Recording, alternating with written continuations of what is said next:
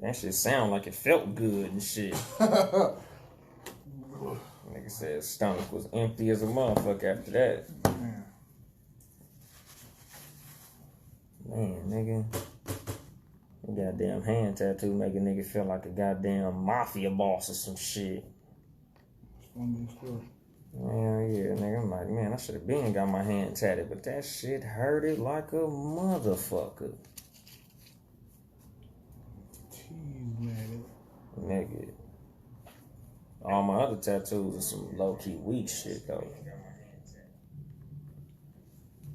Like, that's the crazy part about having it. Like, nigga gotta spend... Oh, shit, my Uncle Dennis. What's up, Uncle Dennis? I ain't talked to my Uncle Dennis in forever.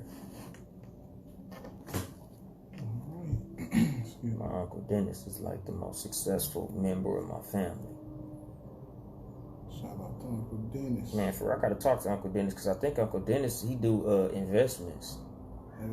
Yeah, I gotta like have a conversation with my Uncle Dennis because I want to start investing in the stock market, but I don't know the first thing about what to invest in and whether I should like invest long term or day trade or what. So I gotta get in touch with Uncle Dennis. Because Uncle Dennis does very well with things of that nature. It's good to have somebody in the family. What's up, Carlita? Yeah, especially somebody who willing to share the information. That's the number one part. Somebody who willing to really like sit there and help me take these baby steps. For real. My cousin Carlita said she want to invest too. Whatever I know, you know, Carlita. So you already know how that go. Oh yeah, you seen my tattoo, Carlita? I'm Brandon. That shit look dope. I like it. Episode Too Much Game Podcast 22. Just Fly. Yes, sir. I almost fucked up and said So Fly. Because that's what I originally wrote. But okay. I think Just Fly is better. It's more with the context.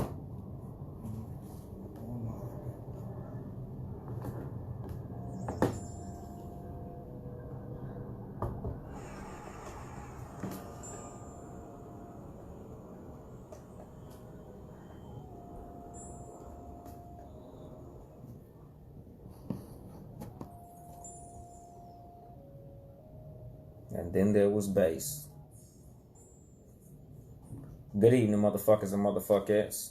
This is your host, Yung Dolemite of the Too Much Game Podcast. Sitting here with the super producer, Ben Ready.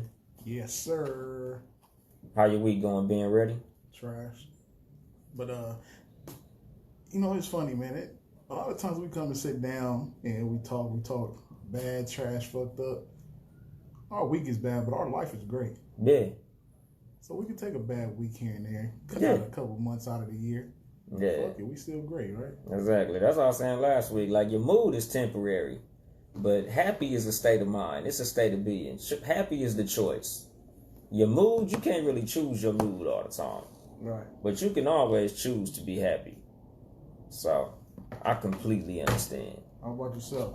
Man, I'm doing fantastic. The Scooty Davidson is back in its rightful place with its owner. Vroom, vroom, bitches. Hell yeah, nigga, the motherfucking Scooty Davidson out here tearing up these goddamn streets, boy. I'm all over the place in that motherfucker. Nigga done already put it at least 400 miles on that motherfucker in like the last couple of days. On a quarter of a tank. Nigga, on $20, nigga. $20 done got me all over the motherfucking place, boy. It's amazing. I love it, nigga. My fucking windshield gone though, so the wind be whooping my ass. Ooh. I got a new respect for the motherfuckers who ride them road kings, nigga, that don't got nothing on the front, just handlebars and a fucking headlight. Especially the niggas who wear the little brain bucket helmet that don't cover your whole nigga. Bugs hitting the shit out your face. Whacking the fuck out you, nigga. And then the wind, nigga, like once you get it up past like 60, nigga, that wind be like, it's like civil rights footage when they was hitting the niggas with the water hoses. Nigga, that's how the wind do you, my nigga. The wind be beating your ass, nigga. Like, it feel like the wind is trying to take your helmet off, your skin off your face, pull your shirt off. Nigga, it felt like, huh? I'm sorry, check the ringer on there. Oh, okay, yeah, no shit, huh? Yeah, that would be fucked up. Okay, like volume, mute, what? Swipe the screen down? Nigga, I don't know how to use iPhones. And it's crazy because iPhones are supposed to be like the user-friendly phone. But it's all about what you used to. Exactly. It's not friendly to Android users until you get one and you're sitting there with it for a minute. You like, oh, this shit is real easy. Because most of the people who go to Android, they always say, like, nigga, these motherfuckers is difficult as fuck to use. And I'm like, yeah, nigga, because you're used to the iPhone. iPhones are made to be user-friendly. So, you know how that go. I just prefer Android because you got more control over the motherfucker. That you do. It give you more control to fuck it up, though. That you do. That'd be just why like niggas be, that's why niggas be fucking them up, because it give you so much access to shit, you know, and it's just like how the government keeps secrets from people to keep them a little blind, because, you know, too much information, you be fucked up out here. Facts. You know, everybody's not to be trusted with information. But the name of today's episode is So Fly, or Too Fly, Just Fly. I done fucked all up already and shit. But that's just, you know, it is what it is, my nigga. Anything that got to do with fly, be fly, fly. Think outside of the goddamn box. If you ain't never been on a plane before, get on one. Because I tweeted earlier today, a lot of motherfuckers is afraid to fly because they scared to die in a plane crash. But me personally, I was always afraid to die without ever having flown in the airplane. Because, you know, I look at flying as like freedom. A lot of motherfuckers is afraid of freedom because freedom is uncertainty. But I'm afraid of bondage. Like, I enjoy being free, doing shit, going places. Like, I enjoy that freedom. Even though that freedom is uncertain, it's expensive to do that shit. And a lot of motherfuckers don't want to do that. But, you know, for what you pay for, it's completely worth it. But without you actually going and taking that step, you'll never know. And me personally, I don't like that shit. I don't like the thought of that. You know, my nigga said iPhones is for people that are not technologically literate. Not exactly. I know some niggas who really fuck with computers that like iPhones. You know, it's just a motherfucker's preference. But anyway, let me just something that just got on my mind fucking with y'all niggas. These motherfucking shooters that's shooting up shit. Because I think it low-key ties into getting around and going out and doing shit and making moves and things like that. Man, protect your motherfucking self. You know, this is just game from me outside of the show, outside of the context of what I wrote down. Man, if you going into these places with these big crowds of motherfuckers, man, keep your head on a motherfucking swivel. Watch out for these lonely motherfucking white dudes, man. And all you women at the slut walk, fuck a lonely white dude. Do the United States of America a favor. If you see a lonely white dude looking shifty and he's real awkward and all of that shit, McLovin looking motherfuckers, because it seems like McLovin is out here tearing up shit, give McLovin some pussy. McLovin ain't getting no love. Exactly. Nigga, McLovin is McLonely. So y'all need to get that nigga some McPussy so he can stop shooting up every goddamn body, because this shit don't make no motherfucking sense. Within the last, 3-4 days, these motherfuckers done killed at least 30 goddamn people. Well, shit, if you put the last week, you got the garlic festival. Yeah. To attack in there too. So it's been a number. I think it's been like something about 200 people like total in the past week. And that's a goddamn shame. Like I said, they need to put armed security outside of all these motherfucking events. If it's gonna be more than 100 people somewhere, man, y'all need armed security. Y'all need closer access to a police presence or something like that. Like, that's a trip. Like I said, I don't even want to go to the LA County Fair because I'm like, fuck that shit. If I go to the fair, nigga, I'm gonna need the police or something to be there. Like, nigga, how was these niggas getting into these events with these big ass motherfucking rifles? Luckily in California, a lot of that shit is illegal, so we don't really have it as much, but that garlic shit was in California, so somebody out here modifying some shit, and motherfuckers need to get that shit under control. Like, the police need to be in these areas. For some reason, y'all niggas want to be at all our shit. Y'all patting niggas down in front of the high school. But y'all motherfuckers ain't patting down these white boys who shooting all the shit up. Nigga, we don't got mass shooters like that. Nigga, y'all motherfuckers is treating us like we got all types of guns. But these motherfuckers running through with the AR knocking shit down. And y'all motherfuckers ain't even looking twice at them. This motherfucker run up with the whole fucking Neo from the Matrix kit on. And y'all let that motherfucker slide on by with the goddamn, World War III assault rifle on his ass. Like, that shit don't make no motherfucking sense, man.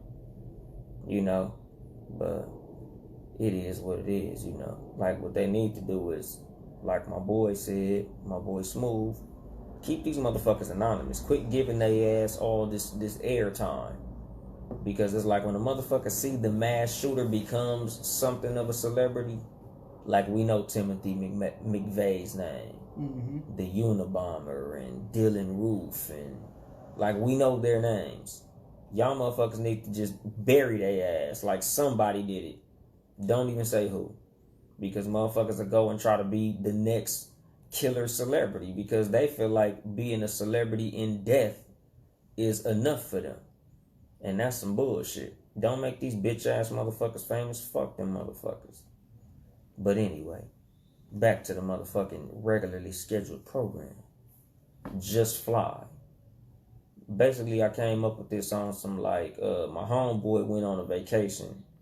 He went to like the Caribbean, like Turks and Caicos and Dominican Republic. Luckily, he didn't drink none of that liquor. Just all the islands down there and shit. And he was just saying like, man, niggas need to do this shit, man. Niggas need to get passports and visit other countries and go on vacations and go see shit and do shit. And I was like, yeah, nigga, I kind of been on that. Like, the last few years, not last year because I was trying to, stack my paper up to buy the house. But like I try to go on at least one vacation a year where I get on an airplane and go somewhere far and get to see other people and do shit. But like I had told him, because, when he went, he did the excursions, which is like, when you go on a cruise, they got like the little prepackaged things you can do, like ride quads or ride horses or scuba dive and shit like that. Like me personally, like I told him, I just like to go see the locals. When I go on vacation, I always like to go to where regular people live at and do the things that the regular people do. Like, I always go try to run into, even like say, the people who work at the resorts. Like, man, where do y'all eat at? They're like, oh, well, we have a good restaurant here in the hotel. I'm like, no, where do you eat? Like, when you get off work, what's your favorite restaurant? Right. Like, what's the restaurants that the niggas who live out here eat at? Because that's the shit I like to do when I go to other places. Because I feel like your perspective really comes when you around motherfuckers who do shit that's outside of your normal realm of, what you look at every day. Like, certain shit, like you go to, like let's just say hypothetically, you go on a trip to New York. Most people gonna go see the Empire State Building, the Statue of Liberty, Times Square. Yeah, Times Square, ride in a taxi cab, eat one of those big ass slice of pizza. Like, you gonna go do all the shit that they tell you to do. Most people, that's how they live their life. Like, they do what everybody's saying to do. Oh, you gotta go here, you gotta go to this place. Like, niggas come to LA and go to Roscoe's.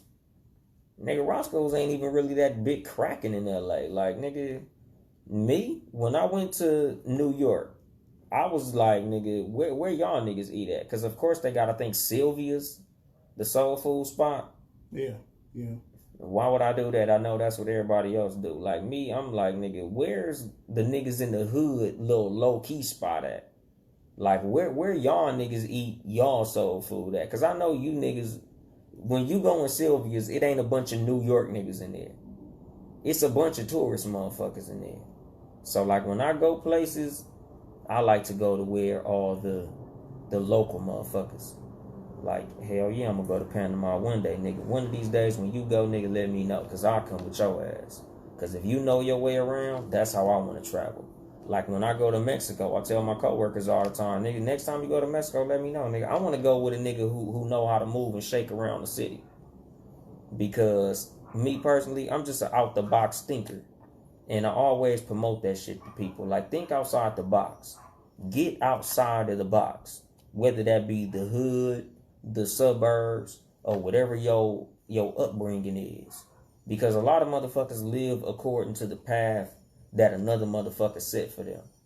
Like they grow up and get into the job that their parents wanted them to do. Or they go do something just because they know that's supposed, and I ain't even gonna say they know, but the perception of what they get into is supposedly something that makes money. And a lot of times that's not what leads to happiness. I spoke a lot on my last episode about happiness and the pursuit of that. You know, like whatever you do, you should be pursuing happiness. Whatever you do, you should be finding happiness within what you're doing. You know, a lot of motherfuckers, they choose money over their happiness. A lot of motherfuckers choose supposed comfort over their happiness. And a lot of times happiness ain't in your comfort zone. A lot of times what's going to make you comfortable is outside of your comfort zone. So, you know, I always tell motherfuckers, you got to step out of your box every now and then. You got to think outside the box a lot of times. A lot of the motherfuckers who change the world is the people who think outside of the box. Conventional shit is not what's going to make you legendary. Doing what other people do is not what makes you legendary. Every motherfucker who ever came along onto this planet and did something great was a motherfucker who thought outside of the box. A motherfucker who thought beyond what people thought that they could do. You know, like a Michael Jordan. He got cut from the motherfucking, you know, cut from basketball, freshman? Even though I think he went up for varsity as a freshman. Like, I don't think they told that whole story, like, you know, oh, he got cut from the freshman team. Because the next year he was starting varsity. So he must have had something. You know, somebody got picked over him, which is funny because I'm like, you know, where's that dude? But at the same time, you know, he was the motherfucker who thought, yeah, y'all think I'm trash, but watch this. You know, and a lot of people in life, that's just how you got to get down. Just like with this podcast and shit. Literally, none of us know what this shit gonna do. Like, this shit could become a $1 trillion industry, or this shit could go away. But we going for this shit.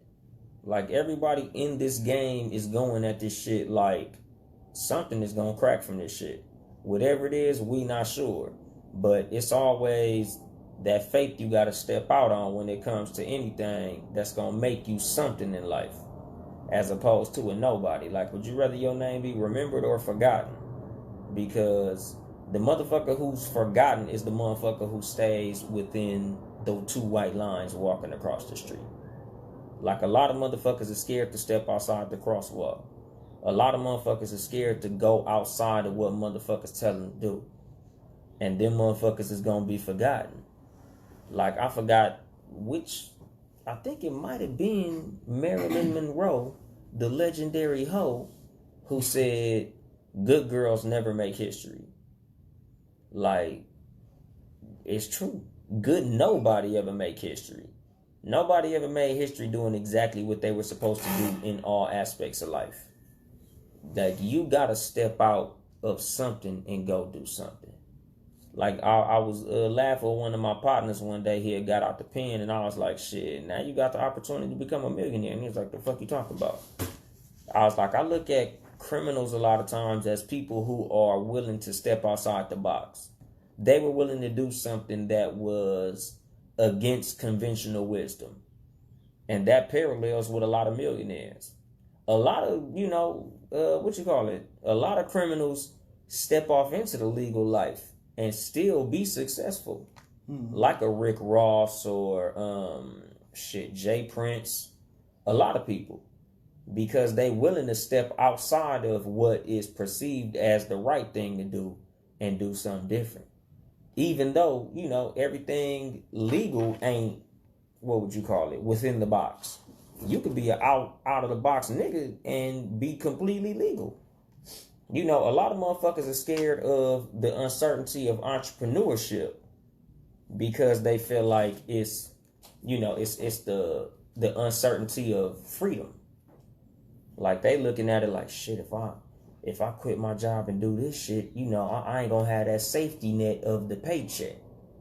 oh, I'm not gonna be, oh man, you know, what if this happens? What if this happens? What if this happens? Like, you what ifing yourself out of something that could possibly turn you into, say, the next Jay-Z or the next Bill Gates or the next Mark Zuckerberg or some shit like that. Because at some point, them motherfuckers have to step out on faith. Like, you know, faith is taking the first step, not knowing that the staircase is there. You know, like, when it comes to you being an entrepreneur, you got to be able to go off into some shit not knowing what the fuck it's going to lead into. Like this podcast and shit. We don't know what the fuck we finna be doing from here on out, but we own this shit. You know, so I look at motherfuckers and I always tell them, like, you know, if it's something that you feel passionate about, you should just do that shit. You know, that's why I wrote Just Fly. Because it's like flying. Getting in an airplane is scary. It could crash. It could blow the fuck up. It could be a mass shooter on that motherfucker. You could end up in some September 11th shit. That motherfucker crash into the ocean, fall out the sky. All types of bad shit could happen on the airplane. Or you can get to your destination, somewhere that you never would have went in your car. You know, like, I look at a lot of shit as, a lot of shit could go bad. You can crash your fucking car and die. You can die literally doing anything, nigga. You can die eating cereal. You can choke on a motherfucking Cheerio and die. But you take that risk. And a lot of times in life, you know, in order for you to get where you really want to be in life, it's some risks you're going to have to take. And a lot of motherfuckers are scared to take them. And that's why a lot of motherfuckers ain't where they could be, where they should be. A lot of motherfuckers don't reach their potential in life because they like, shit, I'm just going to get this motherfucking check. I'm going to work these 40 hours and I'm gonna be where I'm at. You know, this is cool for me. And even like motherfuckers like that, like I tell niggas all the time, like even in 9 to 5 scenarios, like they say, I was looking at a study that said people who change jobs every 2 years make, I think, like $250,000 more in their lifetime. And that might just be the corporate world. Mm-hmm. But like, you know, like certain companies have like sign-on bonuses, and, you know, when they have these hiring situations, they hire people at a more lucrative rate than the people who are there for a while. Like, you know, if you jump off into some other shit that's making more than what you're making right now, mm-hmm. you better off than staying where you at and getting the small raise that you would have got. So like me personally, like, nigga, back in the day, I used to be the king of dipping out on jobs, you know, and you hear this shit from older people a lot. Oh, you don't want too many jobs on your resume. Mm-hmm. You hear that from employers a lot. You don't want too many jobs on your resume because it makes you look like, you know, you're not the type of employee that they can retain. True. But while I'm here, I'm providing value. If you call any of my old jobs, I was always dependable. I always did what I was supposed to do. I was always a hard worker. So I'm a valuable asset, even if for a short time. You know, and a lot of times you got to look at life like that. Like what my episode was about to be about, what I had in mind was strategic loyalty. Because I also look at loyalty in a situation like that. Like, a lot of motherfuckers are loyal to situations that are not beneficial to them. Whether that be a relationship with a mate that's treating them fucked up, or a job that they know they being underpaid, or they just in a city that they shouldn't be in. Like, you know, especially like California. A lot of us know California is very expensive. Mm-hmm. And you can get a lot more bang for your buck in a state like Texas or Georgia or somewhere like that. And I'm just thinking of places that are metropolitan and somewhat close to California in the dynamic of how the city works. It's a fast-moving place. Even though it may not be as fast-moving as California is, but it's a place that has something of a California flavor. Like, you could still get down and move and shake like you did in California. Mm-hmm. You know, so it's like a lot of shit like that. Like, a lot of motherfuckers are literally scared to leave California. Even though if you went to, say, a Las Vegas, you do well because rent cheap, Jobs come easy, but motherfuckers is like, man, I can't even imagine myself in another place. But motherfuckers are scared to step out their comfort zone. Me personally, I'm something like that. Honestly, I don't want to leave California. Like, I don't even go to the beach. I enjoy just knowing I got one there. Yeah, because in the process of you getting the crib, we talked about you shaking Cali. Oh, hell yeah, because I was going to dip. Like, me personally, as much as I'm big on my comfort zone, I'm big on loving California because it's a great place. But at the same time, if I know I'm gonna flourish somewhere else, I'm willing to live. Right. And that was the thing. Like, I was weighing the pros and cons, and this is the advice that I give everybody. You gotta look at what's for you and what's against you. Like, really sit there, write it down, get a good look at it. Like, is this serving me? Because people waste a lot of time in their life in situations that are not beneficial to them. Like, they'll be at a dead end ass job. Mm-hmm. And they like, well, it's paying the bills. It's paying the bills. And somebody will literally tell them, hey, man, my job making more money up here, man. We doing good up here. And they be like, yeah, but I got seniority here at this job. And they like, oh, how much you making? And they like, shit, I'm making 18 an hour. They're like, shit, nigga, we starting at 22. And they like, yeah, but I got to start at the bottom. You taking a fucking pay cut for seniority? And I know a lot of people like that. Like, I remember when I left school bus driving. Mm-hmm. Nigga, when I drove school buses, we was making like $12, $13 an hour. Nigga, I was going to another company that was literally starting at like 18.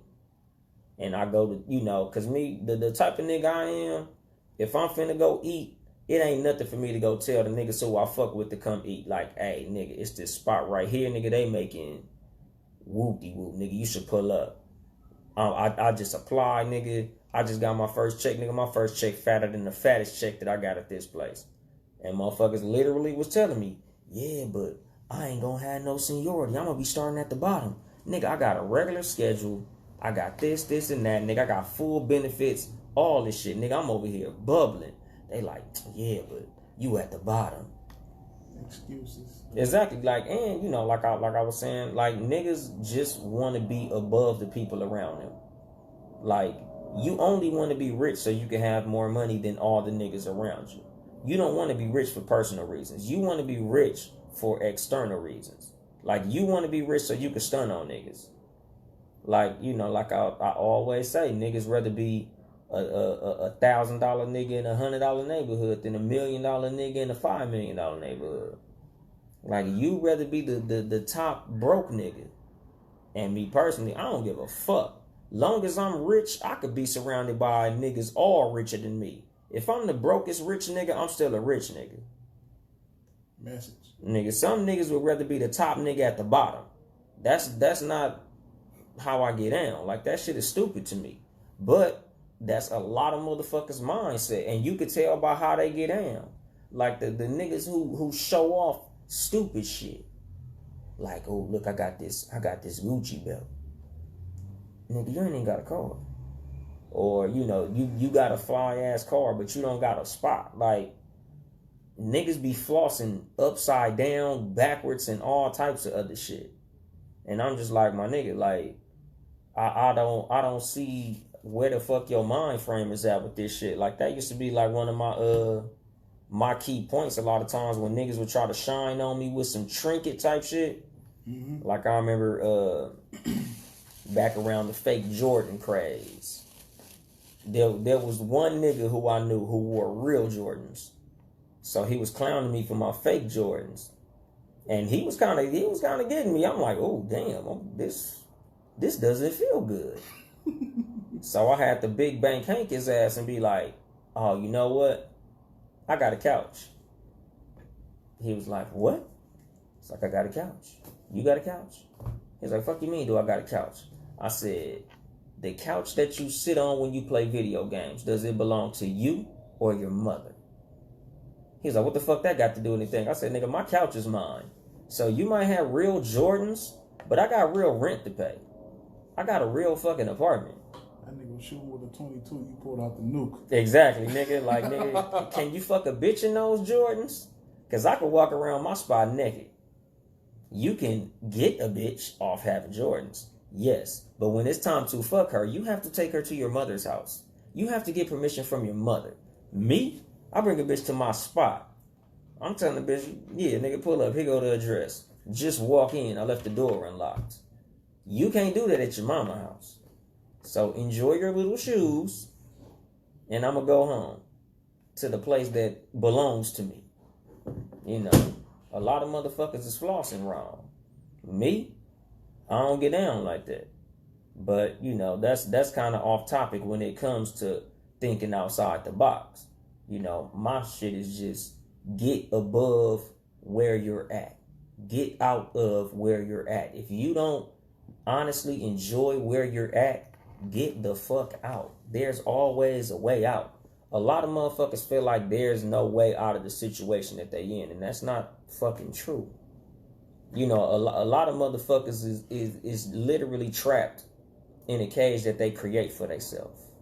Like, I call a comfort zone a cage. A comfort zone is just a comfortable cage. It's a comfortable mental cage.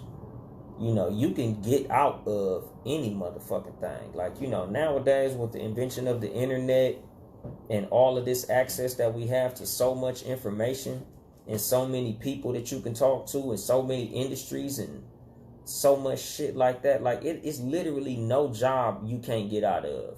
Like back in the day, if you had a job that was quote unquote good, you wasn't even thinking about looking for another job. You like, nigga, I make $15 an hour, nigga, here doing this shit, I'm set. Now, nigga, you go on Indeed.com and search in, you know, the shit that you do, and shit just gonna pop up. And it's like, damn, nigga, they got motherfuckers making way more than me in this shit. I'm tripping. I'm making 15. These niggas starting at 22. And it's a lot of shit like that. But you gotta be willing to make that leap. Cause like I started out driving school buses and I enjoyed that. But in order for me to get with my wife was like, I don't fuck with niggas who work at my job. I'm like, shh, nigga, bullshit ain't nothing. I'm out of here. I quit. Like straight the fuck up and down, nigga. Like I ain't never been the type of nigga that was scared to make a move. Like nigga, I busted a move, nigga. Like I liked her so much, I was willing to, nigga, take that leap, nigga. I was gonna go work for another bus company, but again, you know, when it comes to me and new information that I feel is beneficial to me, one of my partners was like, hey, the truck driving school is open, nigga, and truck driving make way more money than this shit. School busing was out, nigga, and I became a motherfucking truck driver, you know, and shit went how it went with me and my wife, who at the time was kind of my girl. I ended up losing her. So, you know, I kind of at the time felt like the gamble didn't pay off, or it didn't pay off in the way that it was supposed to when I originally, you know, like a lot of times you take a gamble and just because you might not win on the front end don't mean you can't win on the back end. Mm-hmm. You know, just because you lost a hand of poker don't mean you lost the game. And, you know, that just comes with perseverance and stick-to-itiveness. You know, a lot of times you gotta be able to stick with some shit. Even though you might fall and bump your head, you know, it ain't about how many times you fall. It's about how many times you get up. You know, the winner is the motherfucker who get up more times than they fall.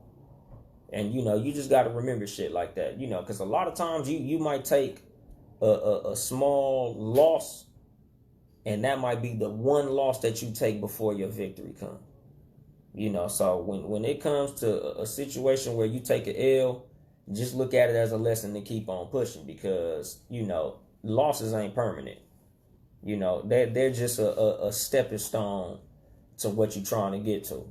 You know, just because you trip and fall don't mean you lost the race. So, you know, like when it came to that shit, you know, me and her broke up, but I just kept on grinding, you know. And the crazy shit was she was low-key out of sight, out of mind. Like, I was hitting her up, and, you know, this is just my personal persistence. Nigga, I called her every day for 2 months. Like, literally, every single day, nigga. Monday through Monday, nigga. Call her. Leave a message. Hey, this is Anthony. You know. Hey, you know, nigga, for real, nigga, leave his whole name. Nigga, on God, nigga, I'm like, yeah, this is Anthony. I'm just calling you back, you know. I know things didn't go the way they were supposed to. You know, I just wanted to call you and explain. You know, the next day. This is Anthony again. You know, I'm just hitting you up. Maybe you didn't get the message. You know, maybe your phone was off or something. You know, I just wanted to talk. Nigga, next day, hey, this is Anthony. I don't know what to say. Just hit me back. Nigga, and it just started getting desperate. Like, damn, I got a new job and shit. I wanted to celebrate. I don't even got nobody to celebrate with, man. I'm depressed. Please, just hit me back, nigga. I'm talking about, nigga, 2 months. Then it was like, I had to snap out of it. Like, nigga, who the fuck are you to be calling somebody damn near crying in their voicemail? She probably listening to these motherfuckers laughing at your stupid ass. Laughing with her homegirls. Exactly, playing it for them. Listen to this bitch ass nigga over here crying over me. Nigga, I got this nigga whipped. You know, so then the nigga just was like, man, fuck that shit. I gotta keep on motherfucking pushing, nigga. I'm a goddamn player, nigga. Like, nigga, you know how many motherfuckers out here breaking their motherfucking neck to fuck with a nigga like me, and I'm over here crying over your ass? Fuck that shit. So, you know, I got back on my 1-2 shit. You know, and I just kept on working. And again, when it came to me in the truck driving industry, you know, one of my trainer gave me like the greatest piece of game you can give a motherfucker, which was, now that you got this CDL, you hold all the cards. You know, when you have something that is of value, a skill, a talent, you become the holder of the cards. And this is with anybody, any motherfucker in any industry, homie. I don't give a fuck what you do. You fold boxes, drive forklifts, flip hamburgers, any of this shit, homie. As long as you got a skill, there's nobody who could literally, I ain't gonna say tell you what to do, but there's nobody who could tell you where the fuck you stuck at. You ain't stuck nowhere, homie. You only stuck because you feel like you stuck. Your job can't sit up here and punk you and talk stupid to you and treat you fucked up. Like, if you in a situation where your job doing some bullshit to you, bounce. Because you can leave. If you drive a forklift, trust me, there's other places that's hiring truck drivers. If you fucking, I don't know, flipping hamburgers, nigga, if you at McDonald's and they treating you fucked up, there's always Wendy's, Burger King, In-N-Out. You know, there's always something you can do. Like, motherfuckers be sitting in these fucked up situations like, nigga, it's crazy to hear a motherfucker sit up here and complain about their fucking job all day. Every day. Like, you know, there's these motherfuckers that just hate their fucking job. Like, they just hating life. You know, and a lot of times, like I be telling them, nigga, that's on you. That's your fucking bad, homie. Like, me personally, I'm the type of nigga that just enjoys complaining. So I'll complain about my job, but like I tell niggas, boy, if they wasn't paying me this motherfucking money. Because honestly, I enjoy my job. I tell my niggas all the time, like when I be at work and all my coworkers, we be in our little sewing circle, which is not really a sewing circle. We just all be on our fucking headsets driving. But you know, we all just sitting here complaining, man, these motherfuckers ain't doing this. Man, I didn't get the route I wanted. Man, I ain't go where I want to go. Man, this was some bullshit. And I'm like, yeah, but ain't nobody leaving. Because we all a bunch of paid motherfuckers doing very well in life. And we all really just happy. But complaining is fun. You know, I tell motherfuckers, you know, it's cool to complain. But at the same time, nigga, you know, if you not fulfilled, if your complaints are becoming too frequent and too sincere, you got to get the fuck up out that motherfucker. Because me and my homeboys, we just enjoy complaining, honestly. We be sitting there talking all that shit, and then we go jump off into our nice vehicle and go to our home that we own. You know, like, some motherfuckers, you know, it's just a time passer.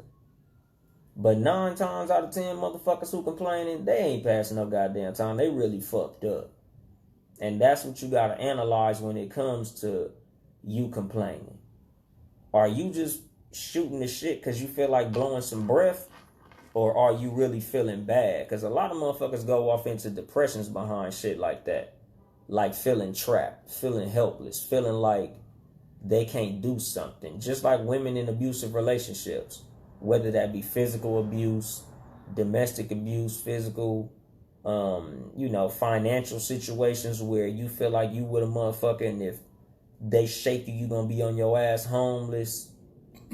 Trust me, you ain't stuck. The only motherfucker sticking you there is yourself. Like, and that's, again, in anything. Your only, like, it's just like the, I don't know if it was like a real experiment, but basically it became like a parable of the frog in the jar. They put a frog in a jar, and then they screwed the top onto the motherfucker. So the frog tried to jump, hit his head. Tried to jump again, hit his head. Kept jumping, kept hitting his head, to the point where he was like, man, fuck this shit. I ain't hitting my head no more. So once they realized after a while the frog stopped jumping, they screwed the top off. The frog still didn't want to jump, because in his mind, he was going to hit his head again. Mm-hmm. When in reality, the lid was gone. And that's what happens a lot of time with people. Something happens and it goes fucked up. And then it happens again and it goes fucked up. And it happens again and it goes fucked up. And they decide, fuck this, I ain't doing this shit no more. They just completely fucking quit. And you can't do that a lot of times. When it comes to shit going fucked up, especially if it's something that you really love, something that you're really passionate about, don't never turn in your passion. Even when it comes to you 40-year-old rappers. Nigga, if it still ain't working, keep on rapping. Just get a job. Rap on the side. Keep your passion, nigga. Keep on rapping. I don't give a fuck if you garbage. Don't never let your passion go. Because a lot of times, that's what get motherfuckers up out of bed. The thought that they might become the next Rick Ross, T-Pain, I'm trying to think of rappers who got on when they was older. Even like a Jay-Z. I think Jay-Z was damn near 30 when he got cracking. So shit like that. Like, keep hope alive, nigga. But don't let nothing fuck your passion up, especially if it's something that could really be lucrative for you. A lot of times motherfuckers be, oh man, this shit ain't working. Man, fuck that. Because I tell niggas all the time, I'm the type of nigga that I think, fuck the box. I ain't never been a type of nigga that I felt comfortable being stuck in a box. Like I was telling my homeboys, like, if I was in slavery, I probably been dead. Because I'm not the type of nigga that's cool with bondage. A lot of niggas is afraid of the uncertainty of freedom. Because if you think about any type of freedom is very uncertain. Like, the freedom to do anything is uncertain. Like, say, an entrepreneur. When you become an entrepreneur, it's a lot of work to be free. Like, just think about the dynamic of a slave who broke into freedom. Because I forgot who I had this conversation with. I think it might have been one of my coworkers who was kind of like, he didn't believe in slavery because he didn't think that people would be able to be mentally stuck that long in bondage without trying to break free. And I told him, the thing about freedom, and that's in today's world as well, freedom is scary. Freedom a lot of time is more scary than bondage to certain people. Because when they thought about freedom, they thought, okay, let's just say I escaped the plantation. Now what? Now, if another person catch me, they gonna kill me. If the police catch me, they gonna kill me. There are people literally paid to catch slaves. And I'm gonna end up on another plantation. And they really gonna fuck me up because I'm a runaway. They gonna treat me fucked up because I'm a runaway. Because runaway slaves always got the worst treatment. They'll cut your foot off. You see the pictures and the videos of the motherfuckers tying niggas to horses and tearing them apart and doing all type of shit. Mm-hmm. They cut Kunta Kinte's foot off. So it's like, when you think about that, like, damn, if I get up off this plantation, the worst of the worst can happen to me. So as bad as it is on this plantation, I'm going to deal with this shit because at least I got both my feet. A lot of motherfuckers, that was the thought process. So it's not that far from my realm of understanding to see why a motherfucker would stay on a fucking plantation. Because when you think about what the freedom of those days entailed, it's like, yeah, we could be free, but at the same time, what the fuck if this shit don't go right. We could literally get killed. Like, I got kids and shit, like, and this is, again, to bring it to today. You know, you want to be an entrepreneur, but you like, fuck, I gotta feed these kids. I got a wife, I got bills, I got rent to pay. If I quit my fucking job, I'm gonna lose my benefits. If my kid gets sick, entrepreneurs don't have benefits. What if this shit don't go right? And like I tell niggas, stick to, keep a 9-to-5 to pay for your dream until your dream can pay for itself. Yes, sir. So like I'm podcasting, but I still got a job. Like I'm not a full-time fucking podcaster yet. But that's the fucking plan.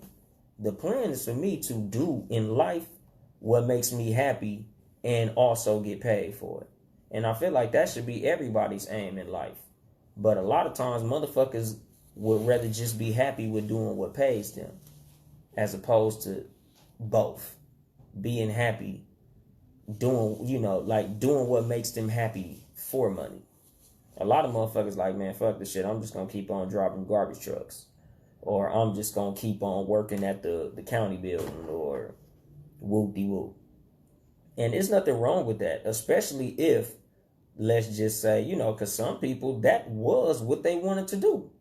That's like, if you grew up wanting to be a firefighter, nigga, don't let me tell you, no, fuck firefighting. Be an entrepreneur. Because a lot of times when you'll watch like a Grant Cardone video or like some of the shit on YouTube, they basically shitting on all the 9-to-5ers.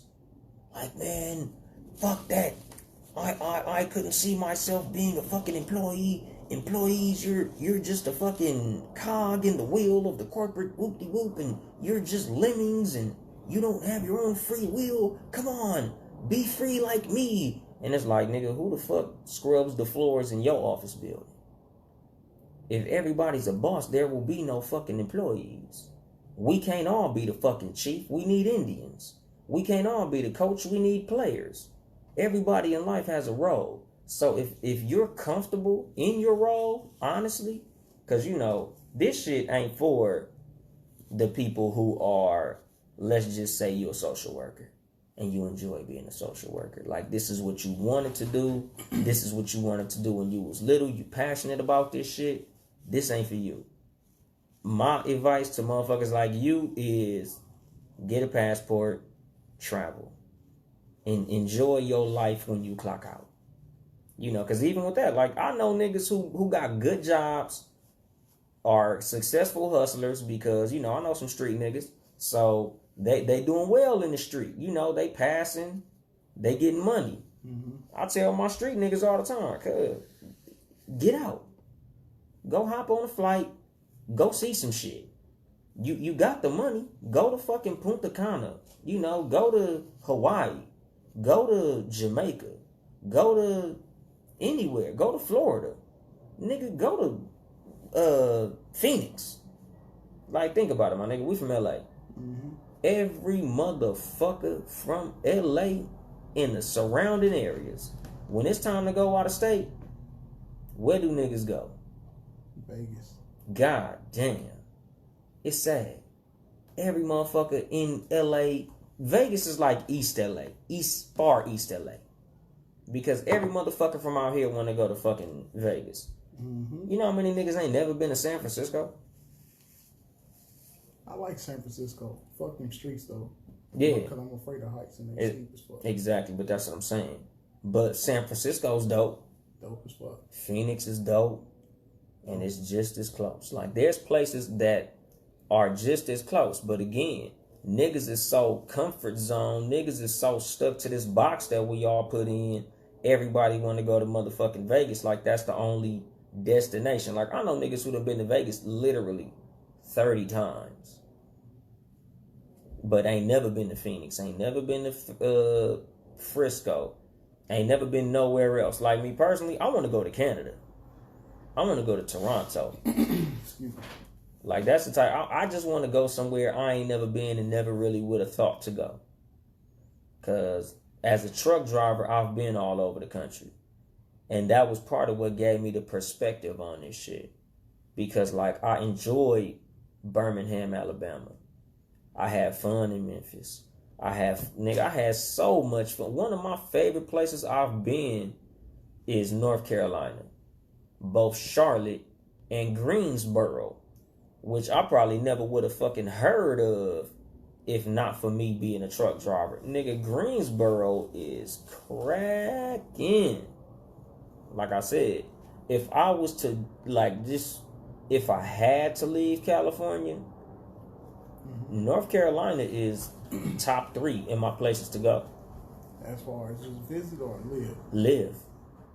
If I had to leave California, I'd move to North Carolina. I thoroughly enjoy North Carolina. There's a lot of black people doing well in life in North Carolina. Like, especially because there's a lot of black colleges in North Carolina. That I didn't, that was some shit that just never crossed my mind.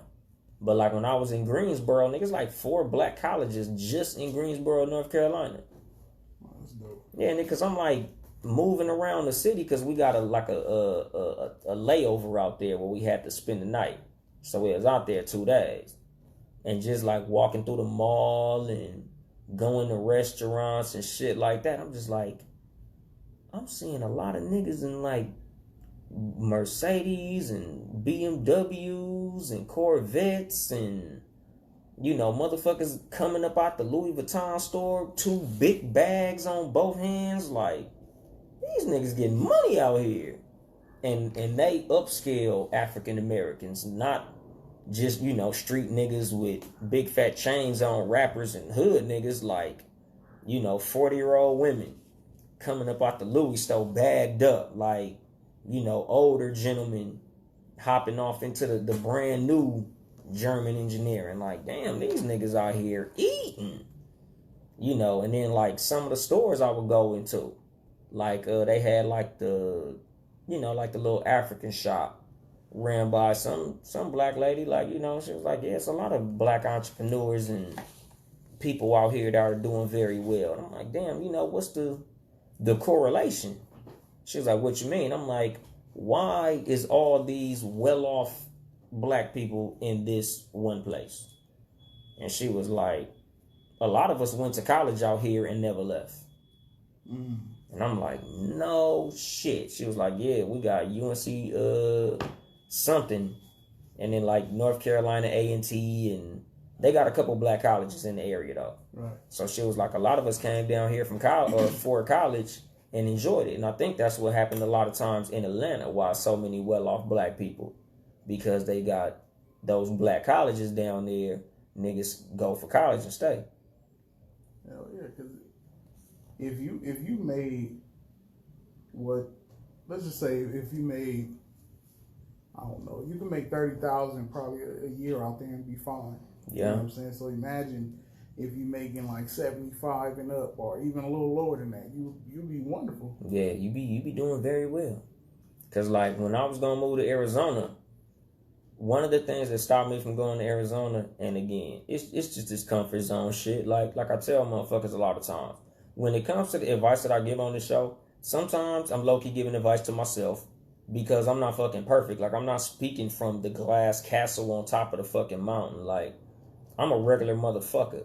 I just have a certain perspective. So this show is me giving my perspective on shit. It's not 100% correct, nigga. This is just a lot of times my opinion. It's too much game because I feel like I'm a gamed up motherfucker. I feel like my opinions come from a place of logic. Game is pretty much just my fancy term for logic. So a lot of times what I say is logic. And again, it's logic from my perspective based on my experiences, things I've heard, read, and things that I know. So back to that shit. When it comes to what made me not move to Arizona, honestly, when I went to the motherfuckers out there in Arizona at my job, when I was getting ready to transfer, I asked him, how much are the drivers at my experience level making? He said 70,000. I was like, that's a big ass pay cut. And he was like, yeah, but out here, that's gonna go way farther than your 100,000 in California. And I was like, yeah, that 100,000 sound real motherfucking good. I like making 100,000 a year. I like saying I make 100,000. Mm-hmm. And again, this is me being a slave to a number, because I could have hypothetically went to Arizona with that 70 and probably got a nicer, bigger house than the house that I got right now. You remember them houses we was looking at? Exactly, that's what I'm saying, nigga. I'm like, damn, nigga. Whole house and shit. Nigga, I could have been sitting in some fat shit. But I like saying I make 100 racks. But honestly, outside of that, the determining factor, even more than those numbers, was it don't get 125 out here, my nigga. It don't be 104 at night out here. Because that's what really, like, when it came time to, again, like I tell people, because this is how I do my shit. I write down the pros and the cons. My pros of moving to Arizona was fat ass house. You know, I'm going to be doing very well. The house that I get is going to be close to the job, so it's going to be very convenient. It's a change of scenery. You know, I'm going to be exposed to a whole lot of new shit, which is going to be dope. But the cons were I'm leaving my state, which is, you know, my family, all my familiar friends, and things of that nature. The pro was it's not that far. So if I did have to come to California, it's only like a 4 or 5 hour drive. So that's cool. But, you know, my in-laws watch my kids. So that's going to be an inconvenience trying to find new childcare, as opposed to trusting a stranger to watch my kids, which is something I'm not comfortable with at all. Not in 2019, not ever. Exactly. And like I was telling my wife, she would have to quit her job. For that to really work, she would have to quit her job, and she don't want to do that shit. So again, you know, I weighed my pros and cons, and it just was more beneficial for me to stay in California. So I did stay in my comfort zone. But again, like I tell people, if the pros outweigh the cons when it comes to leaving, you should leave. Mm-hmm. You know, because a lot of motherfuckers, they know for a fact that where they at is worse than where they could go. But where they at is comfortable. Just like the slaves who stayed on plantations. Slavery is fucked up. But to them, in their personal mind, what was more fucked up was that freedom. Because the freedom is uncertain. When it comes to the freedom, the thought of the said freedom was, I could get killed. I could get my fucking foot chopped off. I could get put right back onto a plantation in a fucked up position because I got the runaway tag on me. So I think I'm just going to stay right here in my comfort zone and chill. So, you know, just my advice to people in general. Always weigh the pros and the cons of where you are and where you're looking at. You know, the grass ain't always greener on the other side. You know, I tell motherfuckers a lot of times the grass looks greener on the other side because you too busy looking at the other side to water your own fucking grass. But a lot of times, if the grass is actually greener, water your shit and then look at they shit. Weigh what they shit looking like, look at what your shit looking like, and make an informed decision on whether or not you should leave. You know, because a lot of times it might be more beneficial to stay where you at. But a lot of motherfuckers is basically fucking up their potential, or they wasting their potential because they stuck in their fucking comfort zone. And a comfort zone is just a fancy mental cage. So always think outside the box, because at the end of the day, it ain't really no fucking box. There's no real limits other than the limits that you put on yourself. You know, you can go as far as you want to go, as long as you willing to do all the shit that you got to do to get where you want to go. You know, it's just like when you play Grand Theft Auto and they got the little fucking boundaries on that motherfucker, like the dark part of the map that you ain't seen yet. Mm-hmm. You know, it's like fucking like the Lion King, where he like, don't go to that shadowy place. Me personally, I'll be like, Simba, fuck the bullshit, nigga. Let me go check that motherfucker out. Mm-hmm. You know, because it could be the hyenas, but it could have been some dope shit. Yeah. and not having to or flying and not having the ceiling can work in all aspects of life. It can work in dating. You can get out your comfort zone, the type of people you like. Go holler at a dime, nigga. You know what I'm saying? If you've been dating the same type of motherfucker and ain't been working, maybe it's time to change. Hell yeah, bitch, go get a square. It can go from fucking shit that you eat. You know what I'm saying? You can go eat you some escargot or something. Y'all do that shit. I'm a food racist. You know what I'm saying? I'm not eating escargot either. But, yeah, I'm a food racist. You know what I'm saying? It's just something different. Yeah, it might be fucking delicious though. I won't find out. Yeah, well, see me like I try a lot of shit. That's how I found out I didn't like a lot of shit. Cause your grandmother and shit be like, try these damn chitlins, boy, you might like it. My grandmothers would not let me not try shit. So a lot of shit I tasted. You fuck with chitlins? No, didn't like it. I can't get past the smell. Me neither. But see, my grandmother, she cleaned chitlins very well. Mm. So me just mentally knowing it was chitlins, man, be like, no, I don't want to taste it. Nigga don't even stink. I know, but cool. It's that mental. Yeah, exactly. Eating ass before Kevin Gates. Yeah. Yeah. And now look at all you niggas eating ass. Women, ain't y'all so happy Kevin Gates is out here? Now you getting your ass ate. They didn't even want their ass ate before that. Exactly. Y'all motherfuckers wasn't even thinking to ask a nigga to eat your ass. Now you like, you know what? That sounds enjoyable. Might want my ass ate. Damn rap music. And what's sad is bitches out here eating ass. And proud of it. Nigga. That's the biggest wow factor when a bitch brag about eating ass. Ain't no fucking way. I couldn't even I couldn't take you serious if you offered to eat my ass as a woman. Like if I'm in a sexual situation with a woman and she say some shit like, lay on your stomach, I'm like, bitch, get out of my goddamn house. Yeah. I only lay on my stomach to go to sleep. All that extras. Nigga, I lay on my side. I might wake up, stomach down. Yeah. But you don't fall asleep. Nah, nigga. I ass up. No. I ain't going to sleep with my ass in the air, dog. Technically, it's not in the air. Yeah, exactly. Like, you ain't tooted up. Yeah, it ain't just flying. Yeah, I ain't never tooted it. If you toot your ass in the air, nigga. But you know what? It's crazy because toddlers. Yeah. Little kids, I don't know why I used to kick my son. Dude, get your ass out there. What you doing?